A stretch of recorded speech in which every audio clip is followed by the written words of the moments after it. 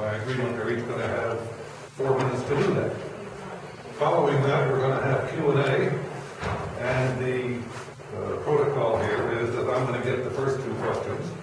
After that, everybody gets a chance to ask one, and I would ask you that after you ask one, not to ask a second until other folks have had a chance to ask one.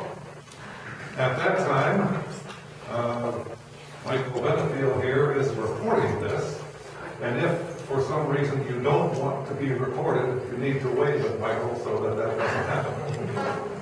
And we would ask you to identify yourself by name and congregation.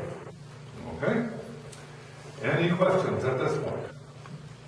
How long are we going to be here? We will be here between 60 and 90 minutes, depending on how our energy holds up.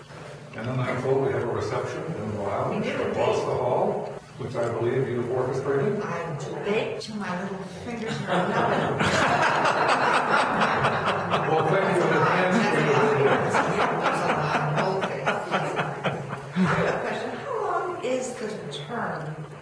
6 years. This is a new model.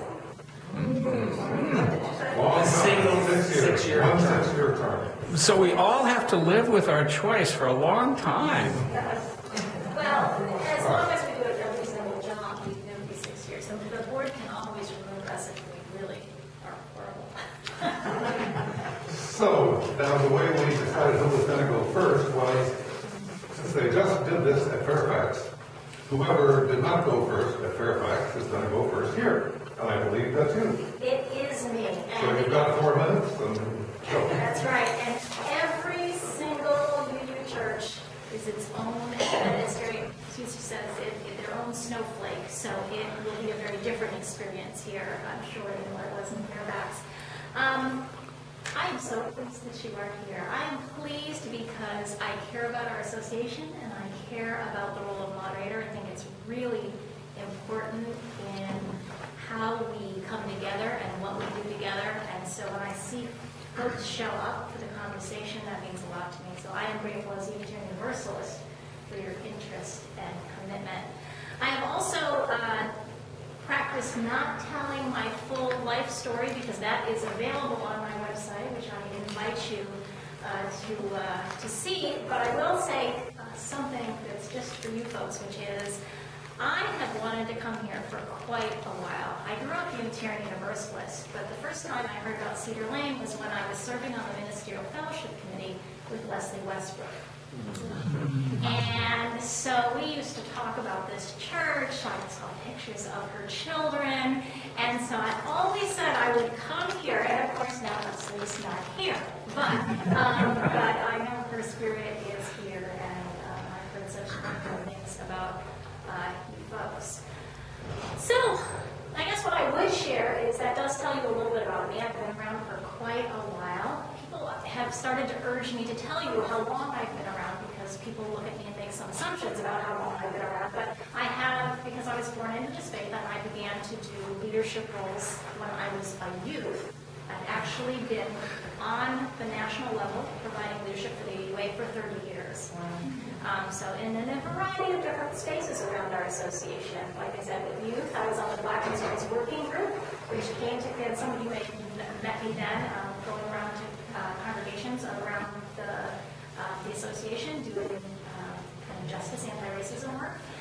Then I was on the MFC, the Ministerial Fellowship Committee, for 6 years, and then I served a 10-year term on the board. And I have, for the past 3 years, been taking summers and going on vacation with my family, and here I am back here, happily rested and excited about this new phase. So I welcome your questions, and I look forward to hearing what's on your hearts. What is your home congregation? My home congregation is the First Unitarian Church of San Jose, California. Thank you. And I'm Jim Key, and my home congregation is Beaufort, South Carolina. So let me tell you how I came to be a Unitarian Universalist in a small, conservative southern town. I have had the privilege of living all over the U.S. and abroad and been trying to become parts of liberal religious communities where I could find them and never really found a good one. Although I was active, I was always on stewardship committee. Until I got to Tokyo. Tokyo was the first time I'd been in a congregation that was multicultural, multiracial, multi-generational, and ecumenical. Largely Christian, but tolerant of the rest of us. And it was a great experience. I ended up being the treasurer there through a series of incidents, and always the finance piece. So anyway, I get to Beaufort, South Carolina, and I am a little frustrated with my ability to find a theology that resonated.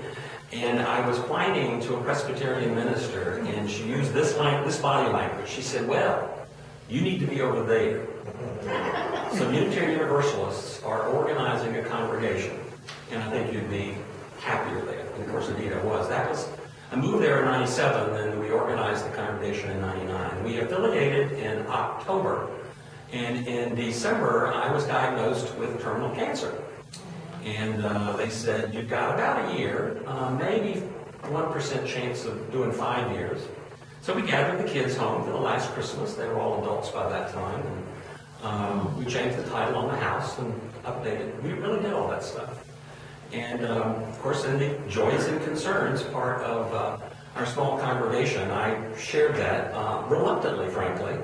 Felt a little too personal. And the outpouring of support was transformational.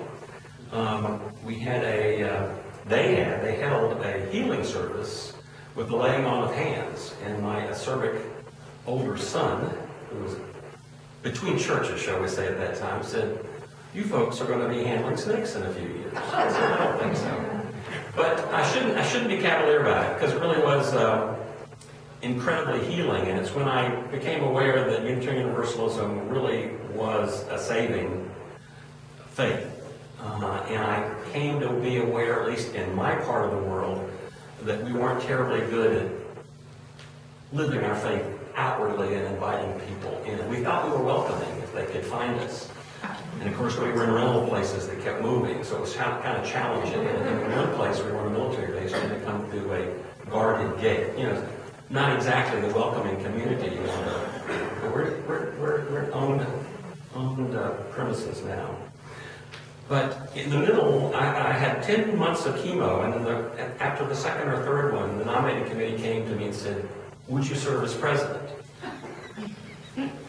And I said, well, I don't know that you should have me do this, since there's little assurance that I'll serve out my term. And they said, oh, okay, we get it.